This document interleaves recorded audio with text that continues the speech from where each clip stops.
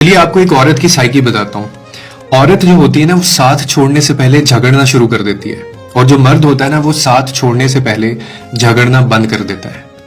क्योंकि झगड़ा जो है ना, वो सिर्फ कभी नफरत की निशानी नहीं होता, कभी कभी ये मोहब्बत की आखिरी कोशिश भी होती है। औरत जब रिश्ते को बचाना चाहती है ना, तब वो शिकवा करती है, लड़ती है, हर छोटी छोटी बात के ऊपर रिएक्ट करती है, क्योंकि उसे अब भी उम्मीद होती है कि शायद सब कुछ ठीक हो जाए। लेकिन जब एक दिन वो चुप हो जाए तो फिर आप ही समझ लीजिए कि अब कोई उम्मीद बाकी नहीं रही। और इसी तरह जो मर्द है, जब वो किसी रिश्ते से थक जाए तो वो लड़ाई भी नहीं करता, वो सिर्फ दूर होता जाता है, अपनी बातें कम कर देता है, मोहब्बत का इजहार रोक देता है।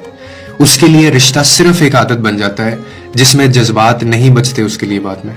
औरत लड़ती है क्योंकि वो रिश्ते के लिए लड़ना चाहती है, मर्द चुप हो जाता है क्योंकि उसे उस रिश्ते से कोई फर्क नहीं पड़ता।